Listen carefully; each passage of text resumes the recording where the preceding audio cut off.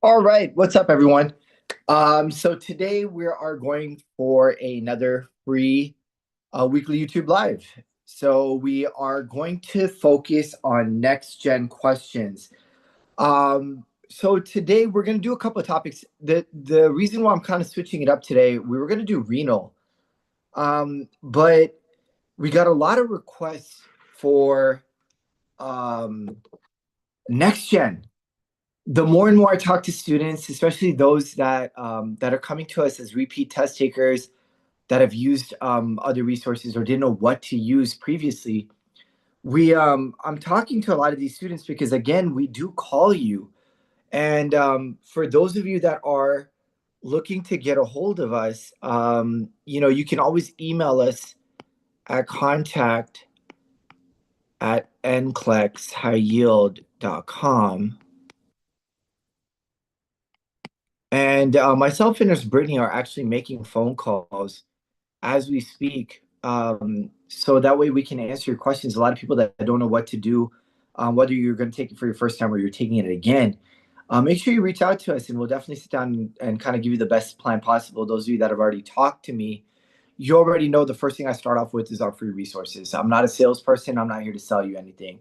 But if I know your situation, maybe even your CPR reports, when you graduated, what attempt, first attempt or 50th attempt, if I know more about you, I can help you guide you in how to pass this exam because every 45 days, we're spending another $200+ to re-enroll. We're spending another, or we're losing 45 days of income, which can be anywhere from $8,000 to $12,000 in that time to pay off a lot of your debt. So don't waste time. Those that are thinking you're not ready, maybe you are ready. If not, let us help you get ready.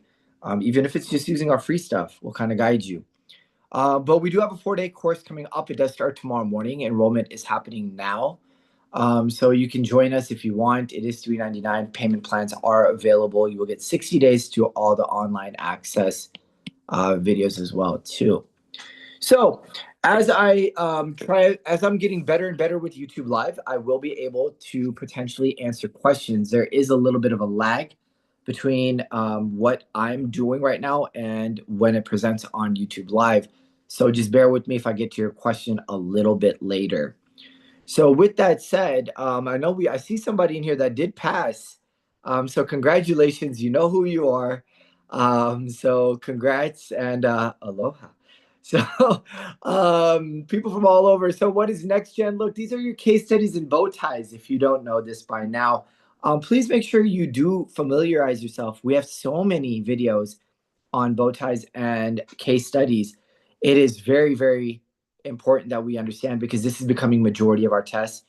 This is probably the most real life situation on your exam that's going to present when you are actually in the workforce.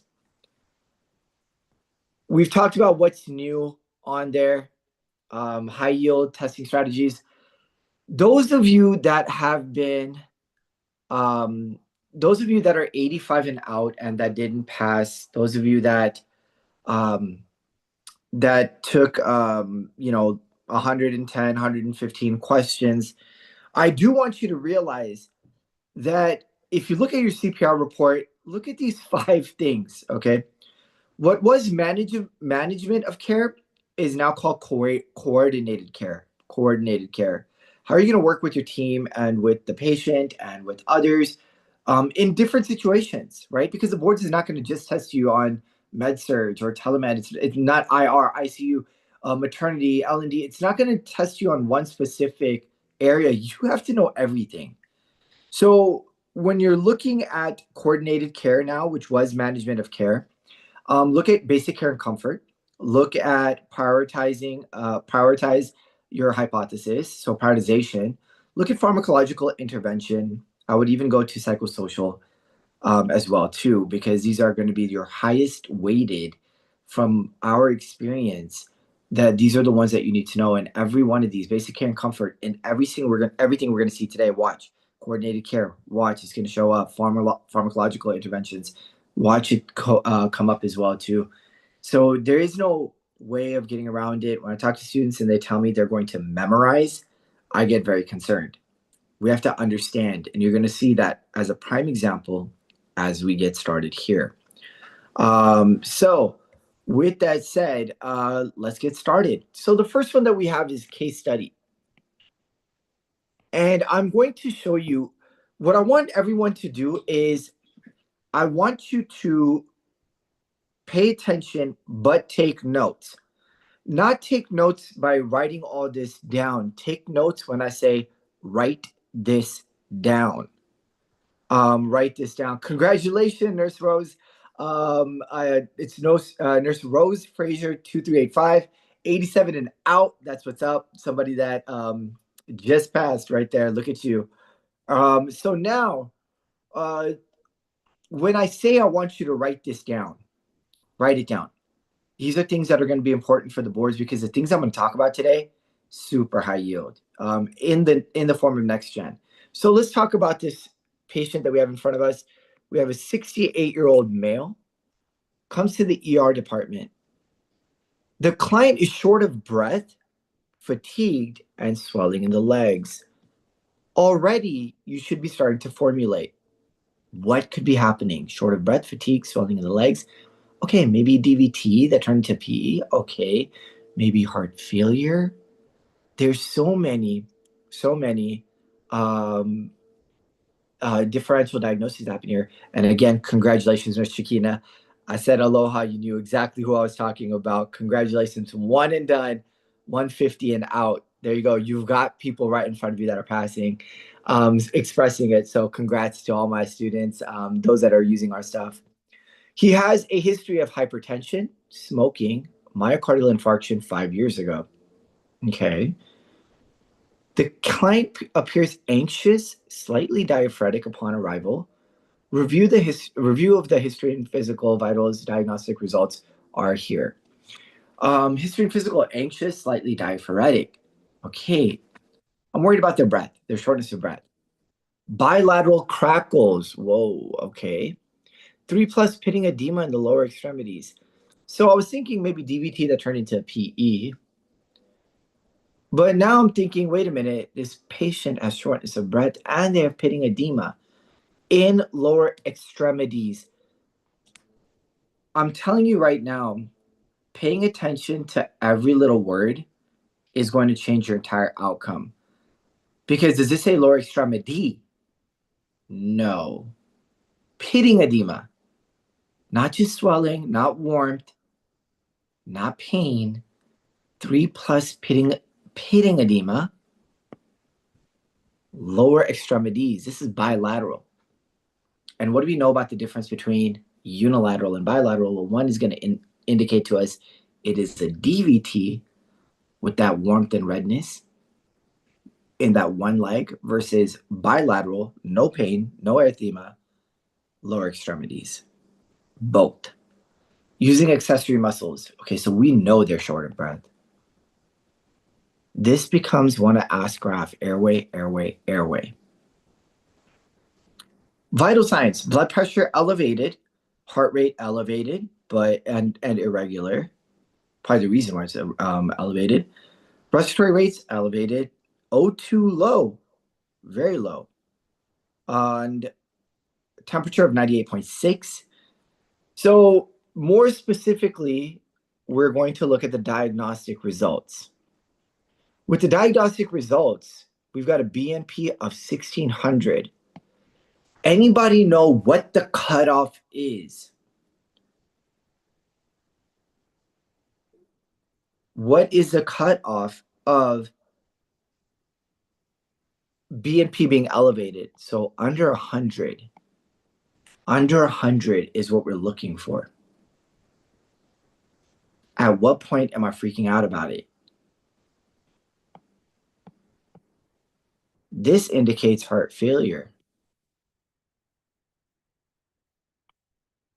This is, wow, I am 100% fluid overloaded. To the point where we are developing that shortness of breath. We've got a troponin level of 0.02. So this person had shortness of breath. They had fatigue, swelling in the legs, okay, history of hypertension, smoking, and a myocardial infarction. So they have a history, a medical history of having an MI. They have risk factors of hypertension and smoking. They're anxious and diaphoretic. You think MI could be a differential diagnosis? So let's write this down. The differential diagnoses right now that we've had is PE by way of DVT. We've got heart failure, but what type of heart failure am I looking at?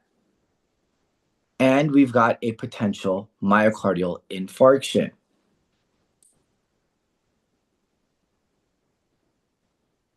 So with that, what are we looking at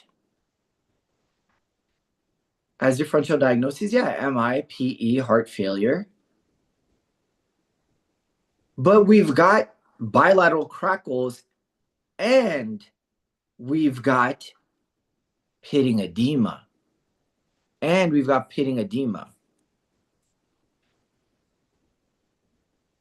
So which one are we looking at? Is this right-sided heart failure, left-sided heart failure, or left-sided heart failure, or biventricular heart failure? If you don't know this right away, then this is a super high yield topic. We should know this. So biventricular heart failure, because my lungs, meaning the left side, has failed, and my body. And we try to stay away from the term complete heart failure because, again, this is an umbrella term, which is congestive heart failure. Complete, we change to biventricular. Good, both left and right-sided heart failure. So both ventricles have failed, biventricular as well. So we've got, why were we able to eliminate PE by way of DVT? Unilateral. Why were we able to eliminate myocardial infarction? Troponins are normal. Sodium level is a little bit low. Creatinine level is a little elevated. But why? We're in heart failure. Are we getting that warm, red, oxygenated blood out to perfuse the kidneys? No, because our heart has failed. In this situation, both sides have failed us. So is my heart going to start to get enlarged? Or my heart, cardio, is enlarged? Megaly? Am I going to have fluid in my lungs or feel congested by that edema and have pulmonary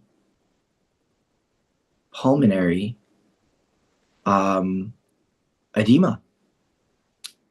And we've got atrial fibrillation. So, which is the following 3 findings, immediate follow-up. Now, the thing is that are all of these of concern? Yes, 100%. But I'm telling you that this is, in fact, only 3 that I want to worry about. Now, you have to choose which one of these 3 findings you're going to prioritize. Prioritization. Look, even in a case study, prioritization presents itself. Does ask graph relate here? Like I said, those of you that are saying there's 4 findings or 5 findings or all of them are of concern, yeah, there's more than 3. But I'm telling you to find me the top 3. There's a difference. Because on test day, if I tell you to find me 3, 4, 1, 5, or I don't tell you a number at all, it's up to you. It's up to you to find the 3 most important ones in this situation. So I start with the bottom. Is this one that I'm freaking out about, pitting edema in lower extremities? Does this become any one of ask graph? Pitting edema. Is this airway? No. Sepsis? No. Changes in potassium? No. Glucose? No. Lethargy or grunting? No. Is this altered mental status, peritonitis, or hemorrhaging/heart attack? No. I didn't find one. Pitting edema is a cause of heart failure. Absolutely it is. It's not one of ask graph. Heart rate being elevated at 108, is that one of Ask Graph? Again, go back to Ask Graph. In a case study, whoa, Dr. Z, it applies here. It absolutely does. I use the word immediate, and I'm making you find the top three. BNP of 1200. Wait a minute. Is this 150, 200, 300? Maybe we're starting to develop heart failure.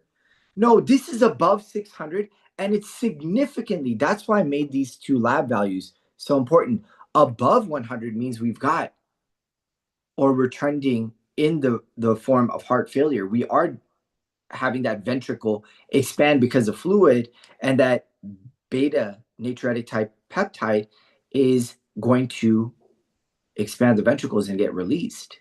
The fluid is going to expand the ventricles and release that BNP. But at 600 and above, whoa, we're in this fluid overload, which is clearly evident here because this patient is short of breath. They're anxious. They're diaphoretic. They've got crackles. They're using accessory muscles. Go back to the first day of class, and I teach you these clue words. So yes, that BNP is one that I'm sticking in my back pocket. I've not made a decision yet, but I've already kind of started to see that this is not Ask Graph. This is not Ask Graph. This is showing me that my airway is going to be compromised and or is already compromised based on my history and physical.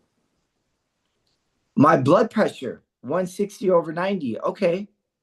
More specifically, 162 over 94. Okay. People walk around with that. Is that one of Ask Graph? Not in this situation, no. So again, I did not find one of Ask Graph. Oxygen saturation should be 86, typo. 86. Whoa, wait a minute. That is clearly airway. And crackles in the lung bases. Isn't that fluid what's causing my shortness of breath? Is it not compromising my airway? I would agree that this is airway, but let's double check. We go back. BNP 1200, my heart has failed. And in this one, both sides. Yeah, I'm freaking out about that. Fluid is building up everywhere. I need to get my airway situated. Is that more important than the pitting edema? Yeah. That needs follow-up. Pitting edema, I mean, what if they were on a, now look at this. Okay, so now look at how my thought process goes. And when you all come to me and say, Dr. Z, I was thinking like you, or your voice got stuck in my head. Because those of you that I call on the phone, you're like, oh, I knew it was you, Dr. Z. I heard your voice. Yeah, my voice is annoying. I know this, but think about this when you think about it on test day. Pitting edema in both extremities. What if, and let's go to a little Pharm here. What if they were on a calcium channel blocker? Wait a minute. What if they're on long-term nitrates? Did we talk about these two drugs in Pharm heavily? In the Pharm course review? Heavily? Yes. And why would this patient be on a calcium channel blocker or nitrate? A history of a myocardial infarction.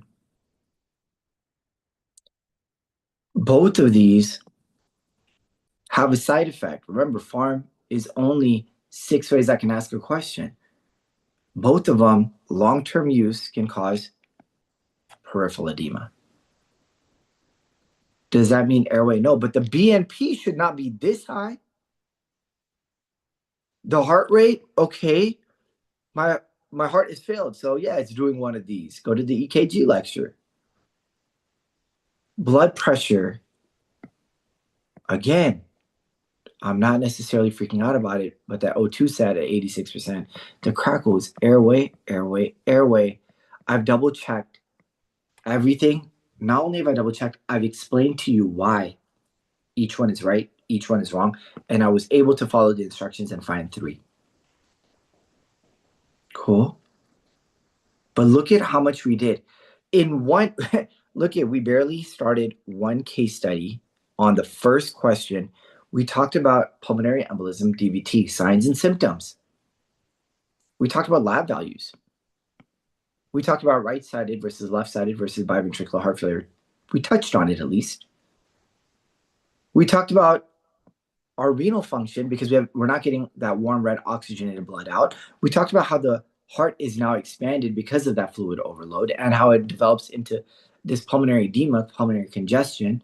We clarified the term congestive heart failure versus complete heart failure, which we no longer use. And now we were able to ask graph. One question. And we didn't select all that apply. And we were able to touch on Pharm with calcium channel blockers and nitrates, because coronary artery disease, which is what causes MI in the first place, is now being treated potentially by these drugs, which we should know. Critical thinking for sure. Absolutely. Well said. Well said. So yes, it is in fact A, B, and D. Good job. Excellent job, everyone. Cool. And here we are with our matrix grid. Select all that apply. Risk factors. We're going to start column by column. With left-sided heart failure, do we develop aortic stenosis?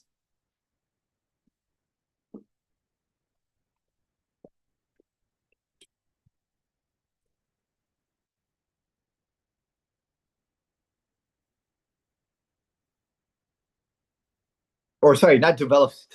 Sorry. With left-sided heart failure, is aortic stenosis a risk factor? Okay, I'm going to go with the majority. With yes. With left-sided heart failure, is hypertension a risk factor? And I'm going to go with the majority here as well, too. And if we make a mistake, it's okay, because partial credit is there. Smoking, hypertension, smoking. How about diabetes? Is that a risk factor? And what we just talked about, coronary artery disease. Yeah, absolutely, in left-sided heart failure.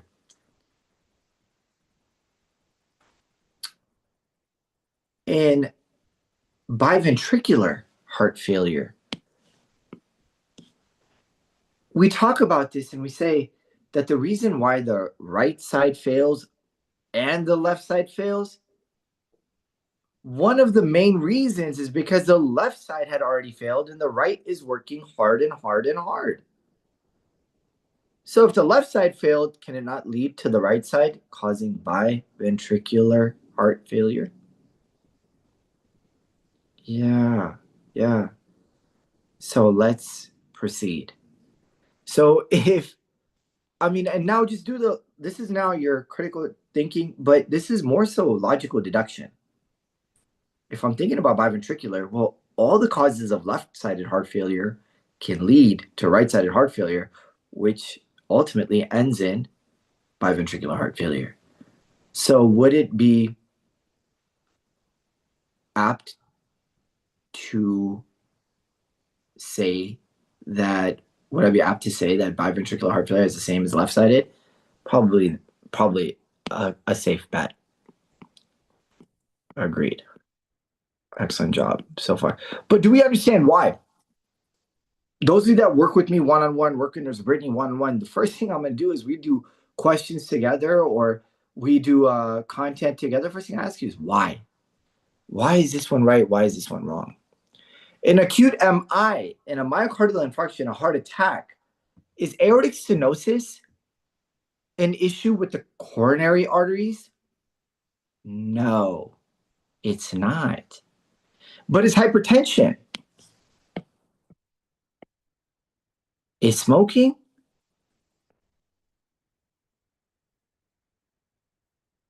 Good. Diabetes? Coronary arteries? Okay, I'm going with the majority. Okay, so I'm seeing no for yes, hypertension. Okay, I'm gonna put a question mark next to this one. That's when I'm kind of getting no and yes and okay, aortic stenosis, yes, no. Okay, I'm going with the majority on these, but again, the reason why I'm doing that is because, well, Majority of people got this correct. Majority of people got this correct. But the thing is that because I'm teaching each one, those of you that have been around me for a long time, you know that I'm sitting here and I'm saying, wait a minute, Dr. Z, isn't this kind of easy? It's not. It's because y'all have been around me. Y'all are good. You're studying well. So don't discredit yourself. Give yourself that credit that, hey, I actually am starting to understand my content. This is not memorization, because I could have thrown anything at you. I could have thrown pulmonary hypertension and you would have said no. Why? Pulmonary hypertension means it probably affected the right side.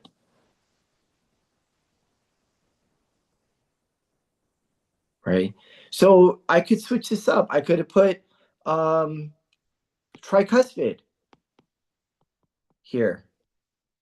Is that going to affect the left side? No. Is that going to affect both sides? No. Is that going to affect... So you see, I could switch this up, but there's no memorization involved because you don't know what the boards are going to throw at you. All right, let's continue on. Excellent job. So what is this patient at risk for developing with heart failure? Especially now that we have determined that this is in fact biventricular heart failure. Well, we talked about this, and it was in fact, is it hypotension or is it pulmonary edema? Well, in heart failure, hypotension can develop. So I'm going to put a question mark next to that. Or pulmonary edema. In this situation, we clearly have a lab value that is indicative of hypertension, and we have signs and symptoms of pulmonary edema, shortness of breath, crackles in both sides of the lung. So pulmonary edema over hypotension. And now we go to hyperkalemia and pulmonary edema. If I'm retaining fluid, more than likely, I'm kind of concerned about the pulmonary edema more than anything else. And why is this happening? Is it due to the myocardial infarction that happened 5 years ago that's not currently happening, or is there inflammation around the heart? It's not inflammatory. It's not a myocardial infarction, but I do know the left side has failed, which has led to the right side failing as well too. So pulmonary edema and left-sided heart failure.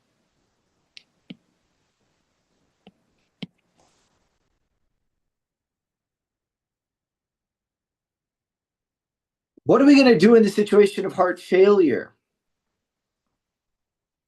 Well, how about IV fluids?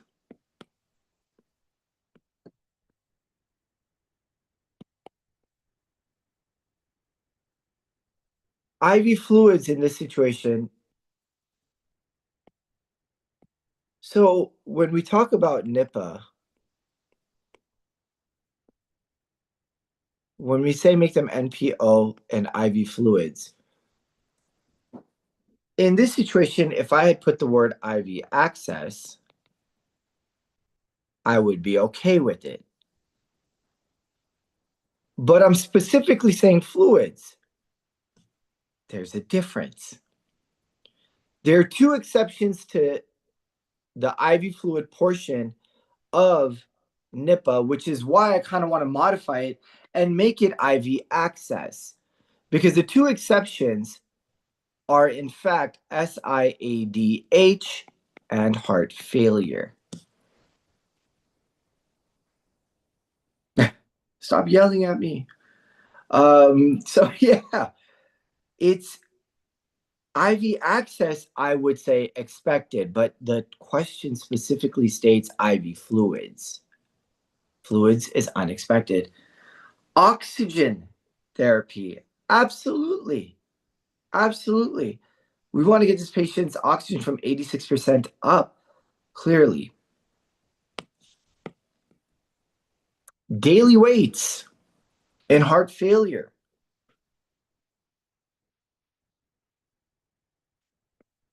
And do we need aspirin here?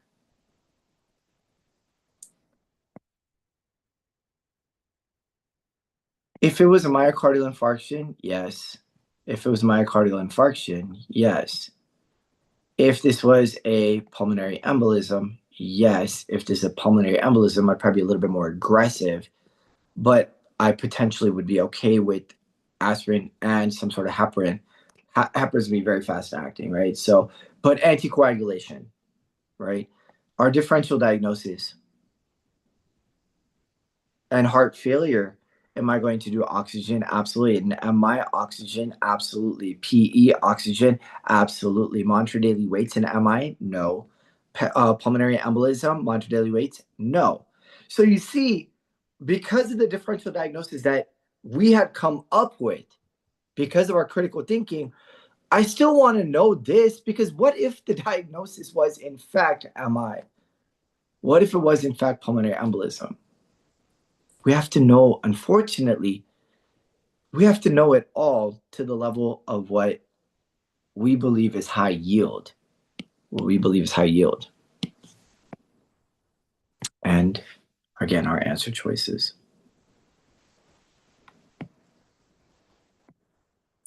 So, which of the following statements requires immediate follow-up? Well, which one of these statements am I really freaking out about? And we use the method. We use the method.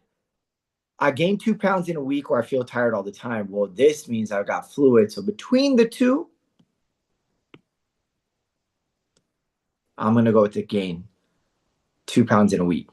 My ankles are swollen, my ankles, plural, so both sides, or I gained 2 pounds in a week. I'm kind of indifferent towards either, but because this gave me a specific anatomical location, I'm still going to choose D. So those of you that are saying D over C, D over B, that's how you should do it. This is how you should be doing the method.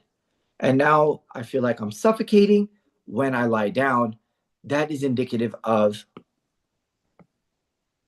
past graph, and it is airway, airway, airway.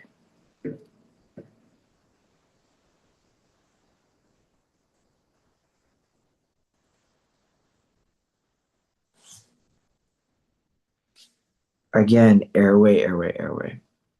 Now let's take a moment here.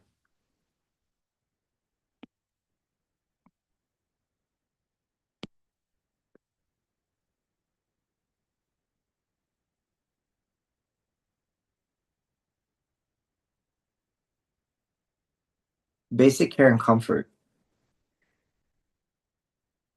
In heart failure, is that warm, red, oxygenated blood getting out? It's not. It's not. So are they going to be cold and clammy? Sure. How about just a simple blanket? Warm, red, oxygenated blood, basic care and comfort. How about giving them oxygen?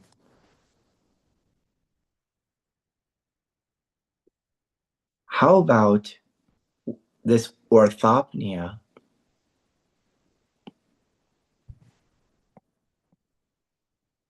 When they lay down? How about pillows or position? Hmm.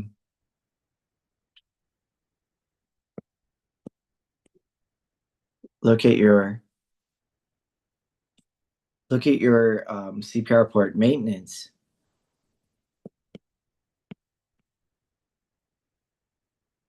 How about nutrition?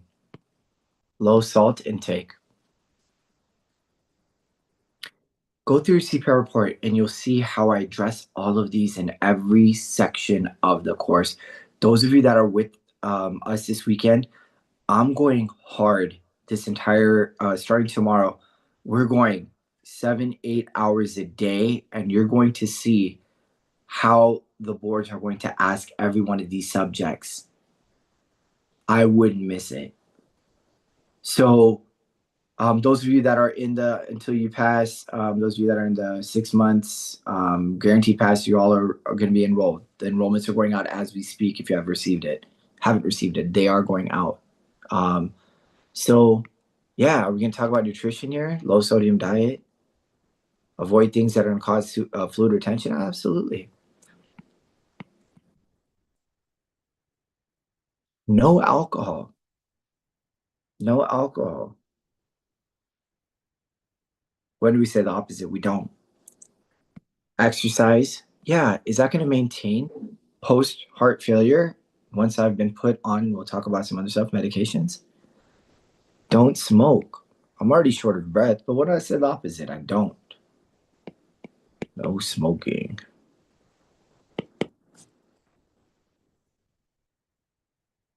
How about sleep?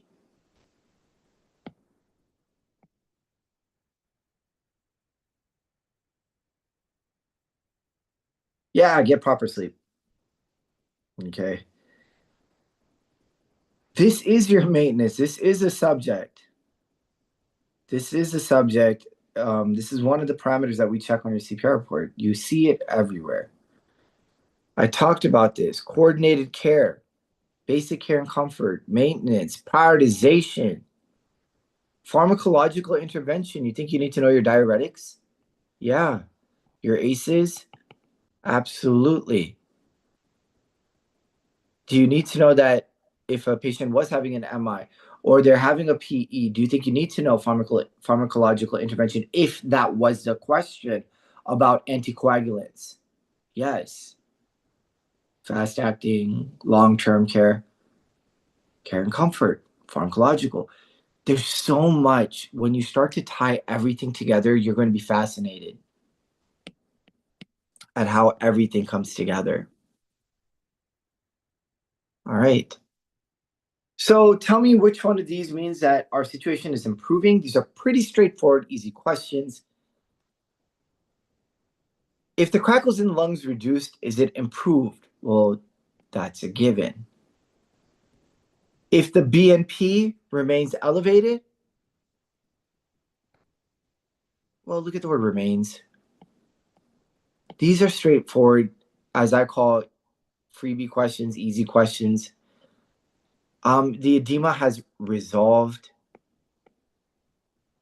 improved, confusion. Well, that's that anxiety, that shortness of breath.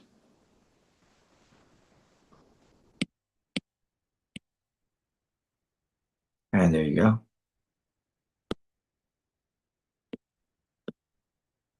All right. Let's do a bow tie. So what we've got here is we've got a nurse that is caring for a 65-year-old male with a history of chronic alcohol use, admitted for confusion and abdominal distension. Ooh. This is something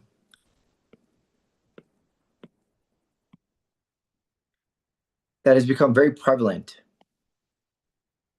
Very prevalent. A lot of people suffer from alcoholism.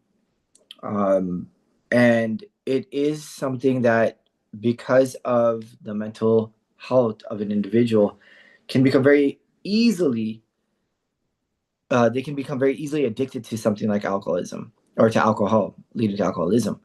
So what are we dealing with? Chronic alcohol use admitted for confusion and abdominal distension. Give me some other words for this.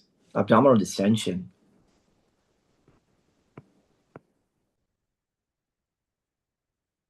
Ascites. This is altered mental status. So what are the A, B, C's of cirrhosis? I did a quick 60-second video on YouTube, as a matter of fact. It's short. So what are the A's, and which two are causing altered mental status and ascites? Altered mental status, well, ammonia buildup. Ammonia buildup, because ammonia, this is good. Somebody said it. We're worried about cirrhosis. So the ABCs of cirrhosis. Ammonia buildup crosses the blood-brain barrier, leading to that confusion, that altered mental status. What about the abdominal distension? That fluid from the intravascular space leaking out to the extravascular space.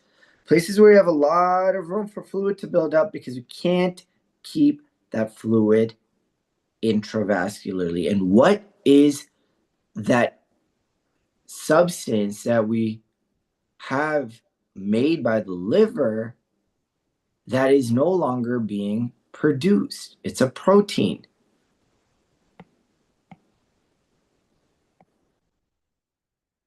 Albumin.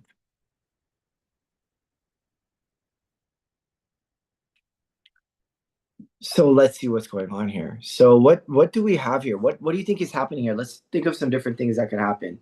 We got confusion, abdominal distension. Okay, chronic alcohol use, maybe infection. I don't know, some sort of GI issue. I could take that. So it's some sort of infection, sepsis, confusion, abdominal distension, maybe. Because of the alcohol use and the ascites and confusion, the liver is causing some sort of issue with the brain. So we've got some sort of encephalopathy, pathology, some sort of brain pathology that's caused by the liver. So I'll break down that word. The liver is causing some sort of brain issue. Hepatic liver encephalobrain pathy issue. Hepatic encephalopathy. Break these words down and it will save you on test day. Lethargic, or even throughout your studying process. Lethargic, but arousable. Okay, but lethargic. Yellow tinged sclera. Do we necessarily have to become yellow in the skin or have jaundice? Not necessarily. Not necessarily, but how easy is it for my eyes to turn yellow versus my entire body turning yellow? And what is causing that yellow tinge? What substance that is not being processed by the liver anymore, which is high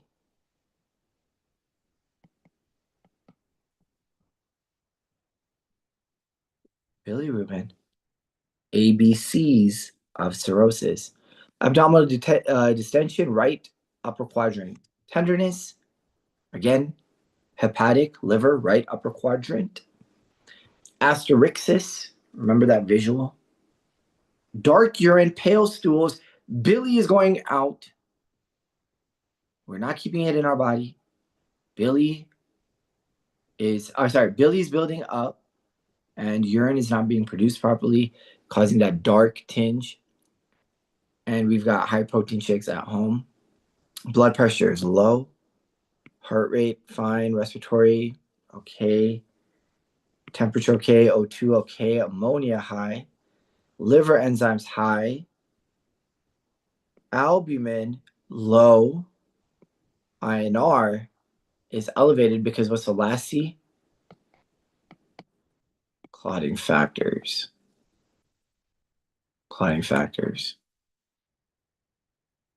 So we do have nodular liver and ascites, which means that we have that fibrosing of the liver, that cirrhotic liver. So make sure that we understand that this is exactly what's happening. So let's look and see what is happening. So we start with the middle first. Cirrhosis is super high yield. Heart failure, super high yield. Next gen questions, super high yield. So if anything, if you know the material, at least know how the testing strategy is. Start with the middle here. This is a freebie question. It is diagnostic. Is there biliary obstruction here?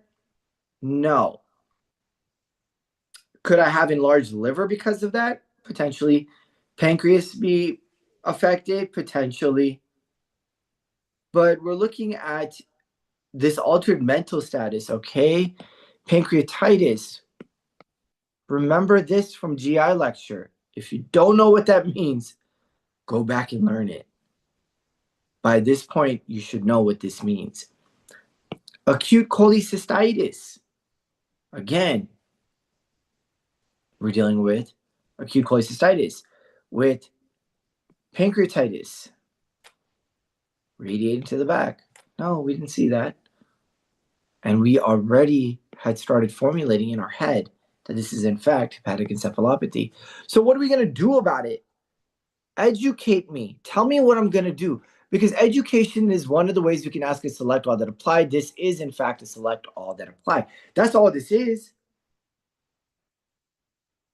So we're going to start with the bottom. Do I need to give them potassium? Was there any indication of electrolyte imbalance? Well, Dr. Z, they did have altered mental status. Oh, okay, but anything here that reminds me of potassium? I didn't see any cardiac issues. No dysrhythmias. Okay. No cramping of the muscles. I didn't see that. So the next one, and again, we're going to do this as true or false. Am I going to do it IV potassium? No, I think that's false. Administer rifaximin. Well, what is rifaximin? Here's a little Pharm. It is an antibiotic. And what does it kill? Ammonia-genic bacteria.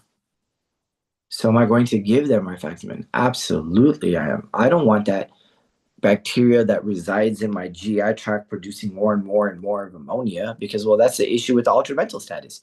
We said it with the ABCs. Encourage high protein diet. No, because let's think about this. If I put them on a high protein diet, does that slow down the GI tract or does it speed up the GI tract? High protein diet is going to slow the GI tract down.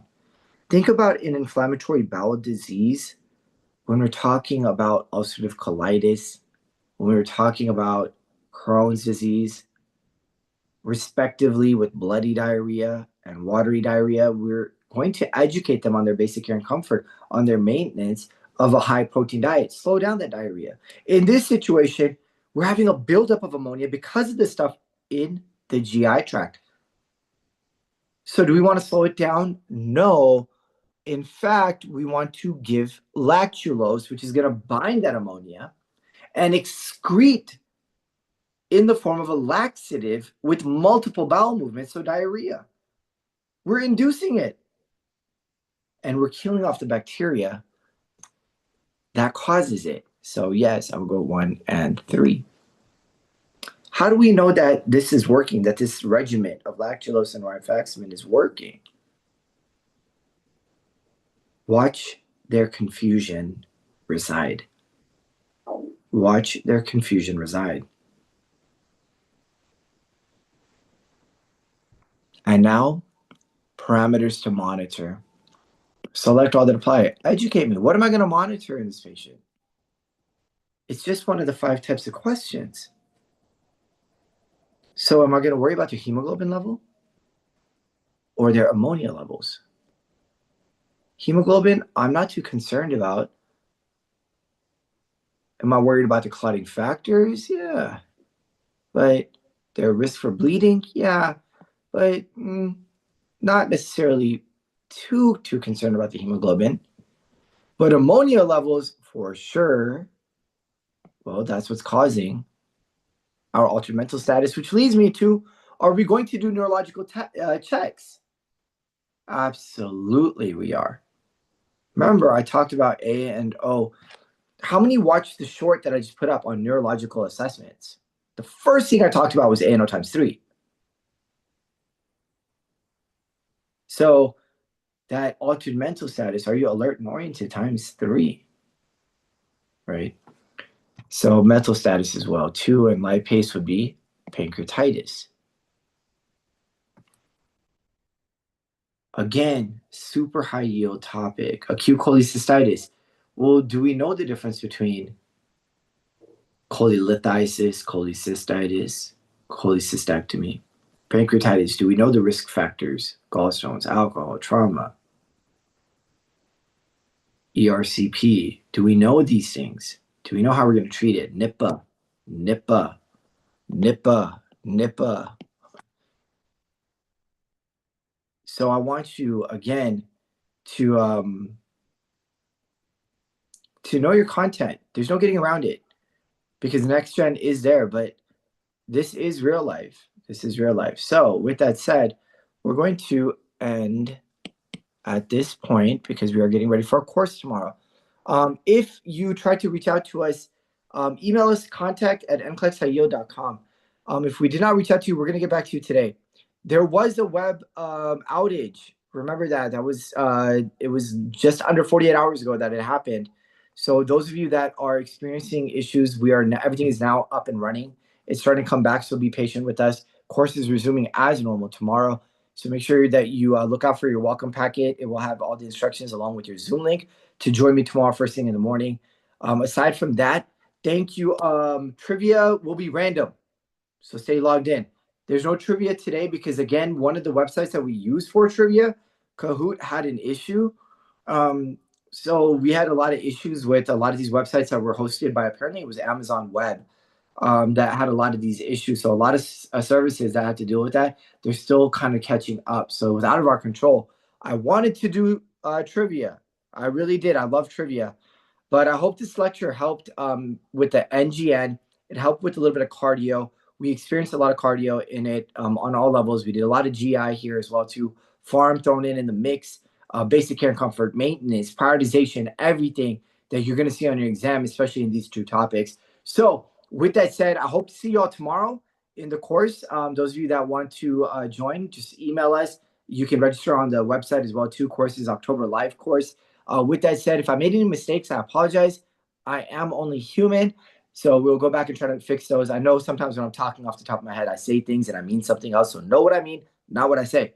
With that said, please forgive me if I did anything wrong, if I offended anybody. And thank you all so much for joining me today. And I will see you all hopefully tomorrow.